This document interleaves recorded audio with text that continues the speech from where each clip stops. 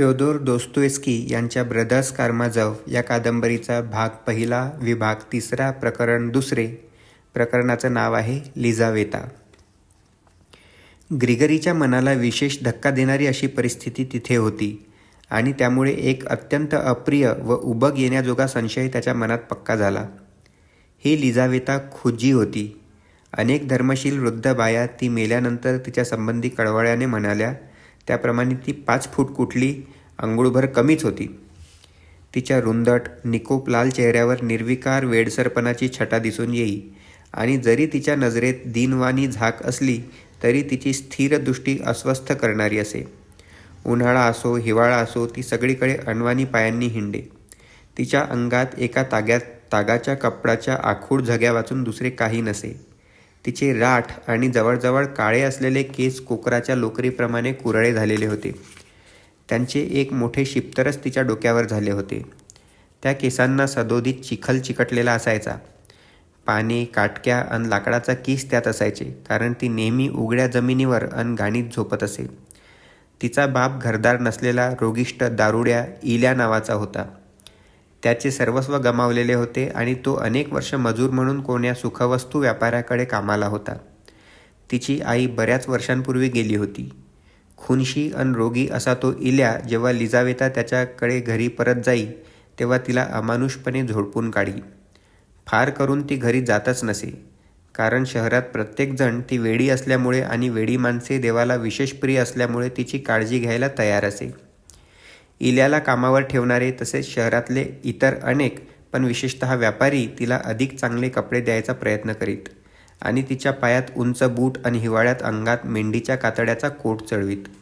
पण जरी ती त्यांना प्रतिकार न करता आपल्या अंगावर कपडे चढवू देत असे तरी ती नेहमी दूर जाई. विशेष करून चर्चच्या कमानीखाली जाई आणि तिला जे जे काही दिलेले असेल, हातरुमाल, मेंढीच्या कातड्याचा कोट, परकर किंवा बूट, ते सर्व ती तिथंच टाकून देई आणि पुन्हा उघड्या पायांनी अंगात एक पूर्वीसारखा झगा ठेवून निघून जाई. एकदा असे झाले की प्रांताचा नवा गव्हर्नर आमच्या शहराच्या तपासणी दौऱ्यावर आला होता. त्याने लिझावेताला पाहिले आणि त्याच्या कोमल भावना दुखावल्या. जरी त्याला ती वेडी आहे म्हणून लोकांनी सांगितले तरी तो म्हणाला की 20 वर्षाच्या तरुणीने नुसतं एका झग्याखेरीज काहीही न घालता भटकणे हा सभ्य संस्कृतीचा भंग आहे. हा भंग पुन्हा घडता कामा नये.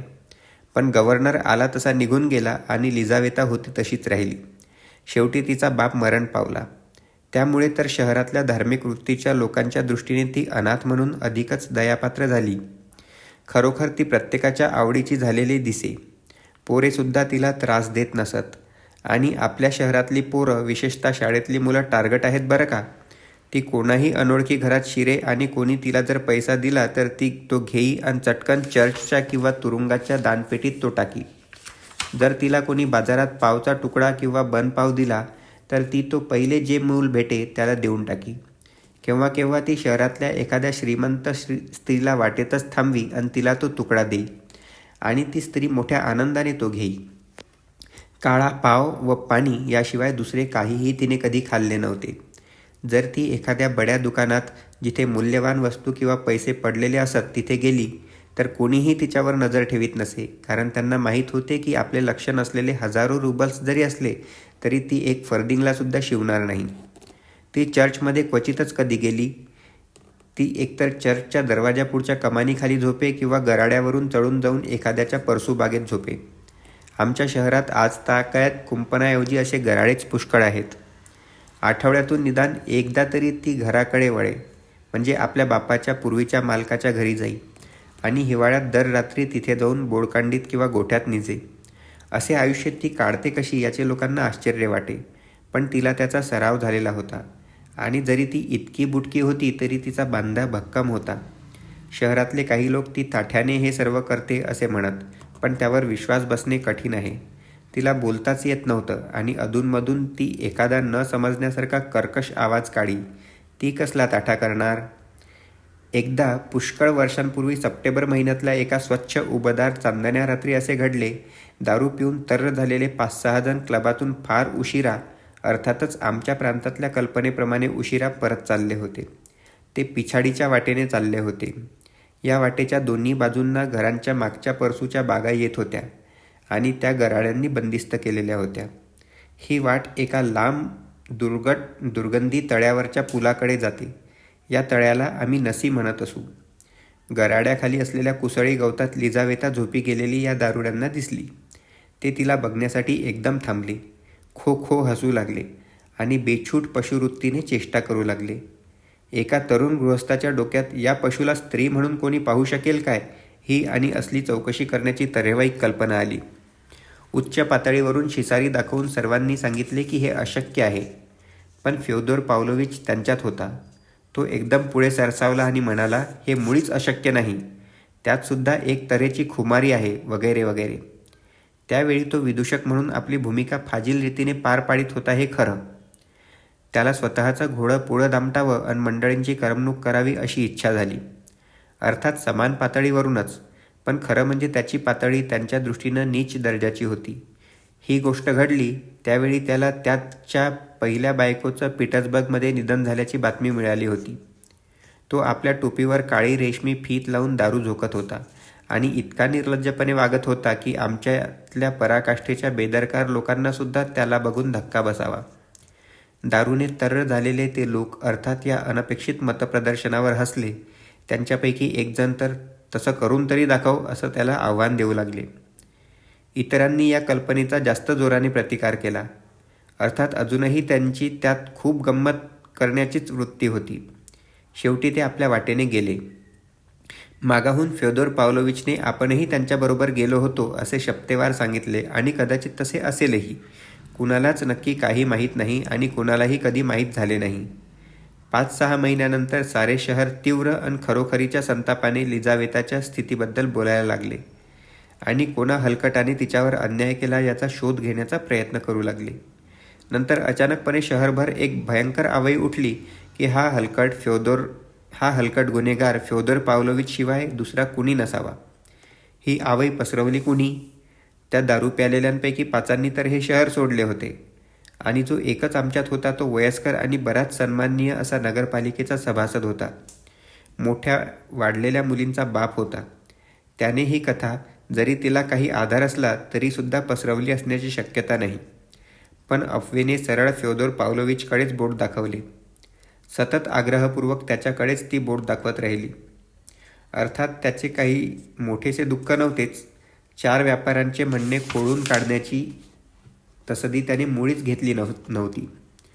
त्या काळी मोठा अभिमानी होता आणि ज्या अधिकाऱ्यांची आणि सरदारांची तो इतक्या चांगल्या रीतीने करमणूक करी, त्या आपल्या वर्तुळातल्या मंडळीखेरीज कोणाशी बोलायचीही त्याला पर्वा नसे. त्या काळी ग्रिगरी आपल्या धन्याच्या बाजूने जोरदारपणे उभा राहिला. त्याचा बचाव करण्याकरता त्याने भांडणे आणि बोलचाली उकरून काढल्या. काही लोकांना आपल्या बाजूकडे वळवून घेण्यात त्याला यशही आले. या घोडीचं स्वतःचंच काम आहे ते, त्याने जोरदारपणे सांगितले. हा गुन्हा करणारा कार्प आहे असे तो म्हणाला. कार्प म्हणजे तुरुंगातून पळून आलेला एक भयंकर कैदी. त्याचं नाव आम्हा सर्वांना चांगलं माहीत होतं, कारण तो आमच्याच शहरात लपून राहिलेला होता. हा कयास लोकांना पटण्यासारखा वाटला, कारण लोकांच्या लक्षात आलं की कार्प शरद ऋतूत बरोबर याच सुमारास जवळपास कुठेतरी होता आणि 3 लोकांना त्यांनी लुबाडले होते. पण या प्रकरणामुळे आणि त्यासंबंधीच्या प्रवादामुळे त्या बिचाऱ्या वेडीविषयीची लोकांची सहानुभूती नष्ट झाली नाही. तिची पूर्वीपेक्षाही जास्त काळजी घेण्यात येऊ लागली. एका श्रीमान व्यापाऱ्याच्या कोंद्र्यातेवना नावाच्या विधवाबाईने तिला एप्रिल अखेरीला आपल्या घरात ठेवून घेण्याची व्यवस्था केली.